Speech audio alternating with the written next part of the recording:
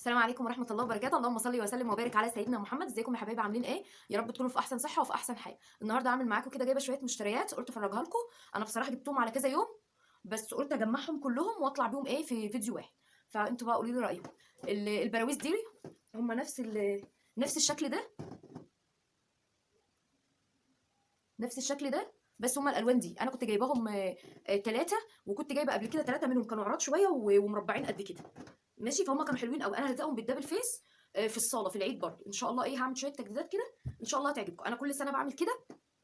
بجيب اي حاجه تفرحني، اقل يعني اي حاجه ان شاء الله، لو حاجات بسيطه. انا فعلا جايبه حاجات بسيطه خالص، ان شاء الله تاخدوا افكار وتعجبكم.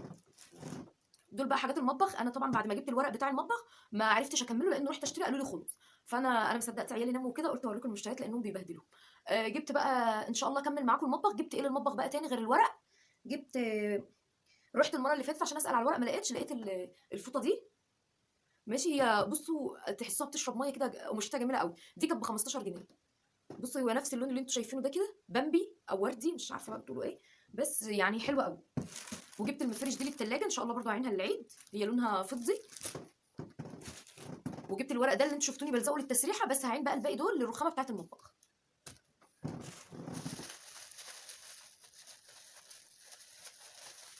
جبت السله دي لاوضه الاطفال. دي كانت تقريبا دي كانت ب 15 جنيه. جبتها كده لاوضه الاطفال، دي كانت ب 15. وجبت دول للتلاجة. انا هبسرع الفيديو شويه، هتلاقوا الكلام بيجري، هبسرعه شويه عشان ايه الوقت برضو بتاع الفيديو وانا بوطي كده ايه يتسرع شويه. دي كانت ب 35، كانت لفه كبيره كده زي ما انتم شايفين، دي ب 35. وبتاعت التلاجة دي تقريبا يا ب 10 يا ب 15. وجبت شريط للستاره بتاعت المطبخ، ان شاء الله هتشوفوها بعد ما اخلصها. مش عارفه الشريط ده كان غالي، مش عارفه اركبها في ستاره الحمام عشان الدهون طبعا والحاجات دي. لو التاني الشريطه التانيه اللي انا هجيبها خامتها تبقى وحشه مش زي دي، هخلي الوحشه للمطبخ ودي هخليها للحمام. بصوا انا بفتح بقى واللي بيطلع بوريه لكم. ففي حاجات جايباها ليا وحاجات جايباها ايه للشقه. جبت بكره الدبل فيس دي جايباها ب 10 جنيه. وجبت البوك ده برده ب 10 جنيه، ده انا جايباه للعيد. وجبت الشنطه دي للعيد، دي كانت عامله 70 جنيه. هي واسعه كده من هنا وما فيهاش غير السوسته دي بس. خلاص دي برده جايباها ايه للعيد، يعني ده ودي جايباهم للعيد. مش بعرف امشي حافيه في البيت خالص، فانا ايه جبت مش بعرف امشي في البيت حافيه، فجبت ايه دوت امشي بيه ايه كده في البيت، شكله جميل كده وحاساه يعني حلو، هيبقى حلو ايه. بس انا بصراحه قلت هعينه للوقفه، هجيب كذا بيجامه للعيد وهيبقى جميل بقى عليهم وكده. فده كان عامل 75. جبت ده بقى للشارع وكده. انا بصراحه بحب امشي بالحاجات دي، لان ما بروحش غير لوالدتي، ووالدتي بيتها جنبي، فبلبس ده على العبايات او على الاسدالات، فبتبقى يعني مريحاني وكده. انا مش بحب الارضي، فجبته عالي شويه. ده كان برده ب 75 اه، برده للعيد. هيطلعوا ايه زي مصاريف. ده ورق المفارش. الواحده من دي نص كيلو ب 20. ماشي، دي نص ودي نص. دي نص جبته من واحد ب 20، وده نص جبته من حد ب 25. يعني هما ايش بيبيع بسعر وايش بيبيع بسعر. انا هسرع الفيديو عشان ما تزهقوش. دول بقى انا جبت اللي هم هيتعلق عليهم الستاره، اللي هم العلاقات، علقتهم خلاص. باقي ايه، وجبت ماسوره واحده علقتها برده في المطبخ، لسه هروح اجيب ماسورتين. جبت دول بقى بيتعلقوا كده في اخر الماسوره، دي الواحده ب 3 جنيه ونص. ماشي. وجبت اللي هم البتوع دول بيتعلقوا برده في الشريط، هي دي بتيجي مع الشريط كده. ماشي، في حاجات مش عارفه اسعارها فمش هقول، اللي مش عارفه سعره مش هقوله. الاثنين دول بسبعة ونص اهي.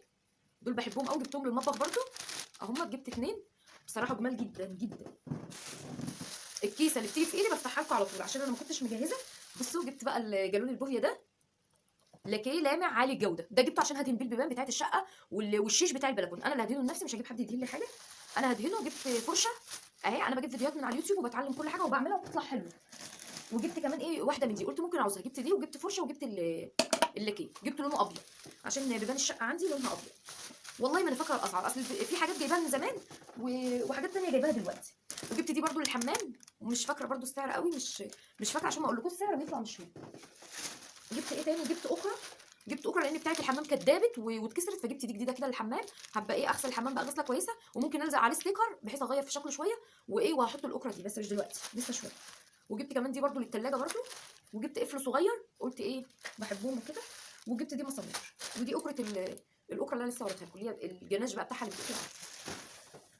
جبت بقى السله دي. بصوا هما الاثنين شكلهم بايه بتوع اطفال، بس انا ما لقيتش حاجه حلوه هناك اجيبها غير الاشكال دي، فقلت دي لو حد قاعد معايا هلبسها كيسه وايه واحطها في الصاله، نقشر برتقال، نقشر لب، نقشر حاجه تبقى في الصاله. خامتها حلوه عجبتني، وبرده ب 15 جنيه، فلقيتها حلوه كده والشكل ده عجبني.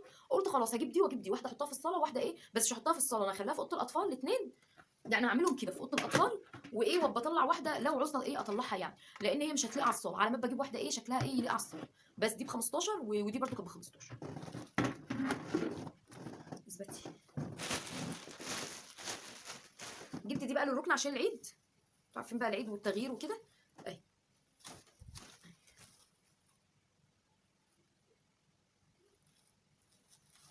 ده الشكل اللي انا اخترته، شكلها جميل على فكره، شكلها جميل قوي، فيها كل الالوان بصراحه، هتلاقي على على الحافظات بتوعي وعلى البراويز بقى والحاجات، حاسه ان هي لونها هيبقى جميل قوي. فانا بصراحه عجبني اللون ده فجبته. جبت منها 3، الواحده عامله 45، جبت 3.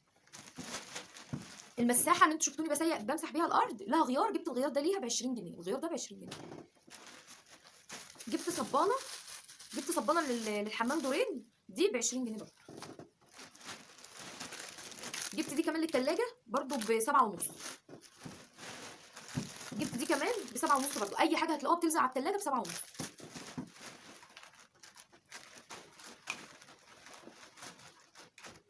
هعمل بقى شويه تجديدات كده في الاوضه عندي في العيد بقى وكده. قلت لا الحاجات دي هشغلها، الشمع ده الواحده ب 7 ونص، قلت كده اشغلهم واحطهم كده واطفي النور ايه، يدوا اضاءه في الصاله، وانا طافيه النور بقى في العيد وكده، هيدوا اضاءه حلوه. واد محمد صحي اه، واحده ب 7 ونص.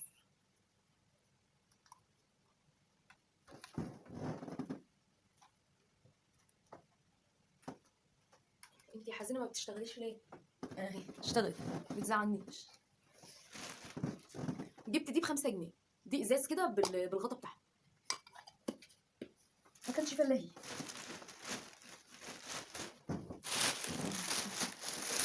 جبت المفارش دي للنيش، دي تقريبا فيها 6 مفارش تقريبا، مش عارفه 6 ولا كام.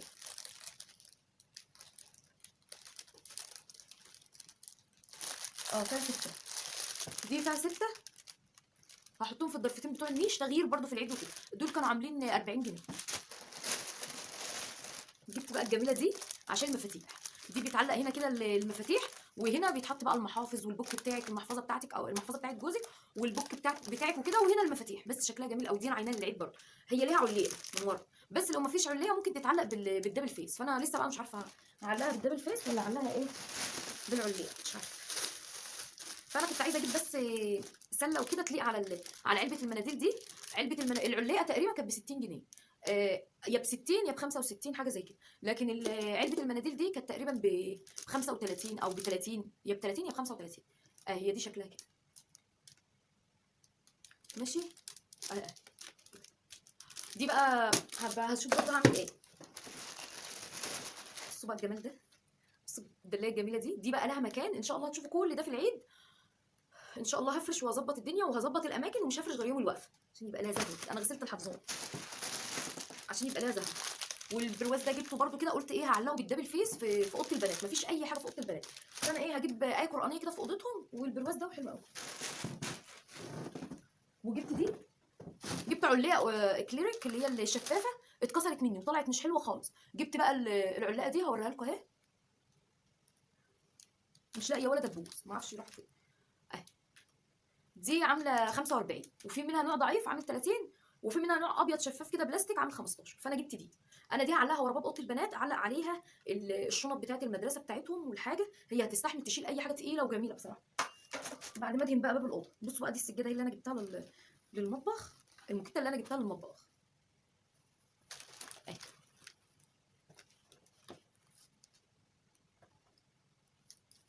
المطبخ بتاعي صغير، فهي ايه هتكفي وهتبقى زي العسل باذن الله. بصوا البتاع اللي انا بحكي لكم عليها، اللي انا بقول لكم عليها ومش عارف ايه، بصوا شبه دي البراويز ده اهي اللي انا بحكي لكم عليها دي، بصوا شبه دي، ثواني، هي شبه دي بالظبط. شفتوا الشكل ده؟ هي زيها بالظبط، انا عاملاهم كده جنب النيش، هم دول شكل دول بالظبط. بس الفرق ما بين دول واللي انا جايباهم دول ان دول عراض وقصيرين، لكن دول طوال ورفيعين شويه عن التانيين قصيرين، فدول طوال بس ودي ايه قرانيه، حسيتها هتبقى احلى. ما عنديش في الصاله خالص ايات قرانيه، انا طبعا هشيل الحاجه اللي متعلقه دي كلها وهبدل الاماكن بحيث تبقى الشكل احسن ان شاء الله. بصوا يا جماعه، التغيير بيظبط الحاله النفسيه، ولو في لا قدر الله حسد او عين او اي حاجه من الحاجات دي بتمشي بتروح. فالاحسن ان ايه، ان انتوا تغيروا. بصوا دلالات القران دي كانت تقريبا مش فاكره سعرها برضو، تقريبا ب 25 كده، بس شكلها جميل قوي، هتليق برضو عندي في الصاله قوي، لان الحفظات وكده واللون اللي هو اللي سن الفيل ده او اول البنيات ده هيليق عندي، عشان دهان الصاله. دهان الصاله عندي هيليق عليه قوي. دي فيها كل والله احد. دي فيها كل والله احد، جميله قوي. ربنا يا رب يسعد قلوبكم جميعا، وتجيبوا كل اللي نفسكم فيه، ويفرح قلبكم يا رب، ويسعدكم. وانا بصراحه اشتريت حاجات كتير قوي، بس ما قدرتش استحمل، علقت منهم حاجات. علقت الورق الحائط، الورق بديل السيراميك، كان الفرخ ب 35، علقت منهم. وعلقت علقات الستاير، وعلقت وشماعات. كنت جايبه شماعات في الليدليبه، ال 12 شماعه كانت ب 10 جنيه تقريبا، مش فاكره بصراحه، انا جبت حاجات كتير. فان شاء الله كله هيتفتح وكله هيتعلق وكله هتشوفوه ان شاء الله في فرش العيد، واللي مش هتشوفوه في فرش العيد هتشوفوه في الروتينات. وربنا يوفق الجميع يا رب. وما تنسوش تعملوا لي لايك وتشتركوا معايا في القناه. انا باذن الله هزود هسرع الفيديو كده، عشان ايه، ما حدش يزهق. فربنا يوفق الجميع يا رب. وما تنسوش بقى تعملوا لي لايك وتشتركوا معايا في القناه. والناس اللي جايه لي من عند فريده، انت شرف ليا وتاج على دماغي، ونورتوني وشرفتوني وكبرتوا اخواتي وعيلتي. فربنا يوفق الجميع يا رب. كل سنه وانتم طيبين، وربنا يجعل رمضان سعيد عليكم ويخش عليكم بالفرح يا رب. انا مش هغسل النيش اصلا، انا ايه، هنزل وامسح الازازه كده، واحط بقى المفارش الجديده دي. بصوا المفارش دي مش غاليه خالص والله العظيم، بس ايه، انا قلت يعني سعرها بسيط وهتفرح ايه النيش وكده. اللي عندي دول مش هرميهم، هغسلهم واطبقهم وهعينهم. وباذن الله ايه، آه، على ما يتنسوا هبقى ارجعهم تاني. فده قلت ايه، بصوا شكله جميل ازاي، السته ب 40 جنيه تقريبا، بس شوفوا شكله بقى عامل ازاي، هيدي شكل جميل قوي في الصاله. فانا باذن الله هنكت كل ده قبل رمضان، لان انا بصوا اما بصوم بتعب وكده.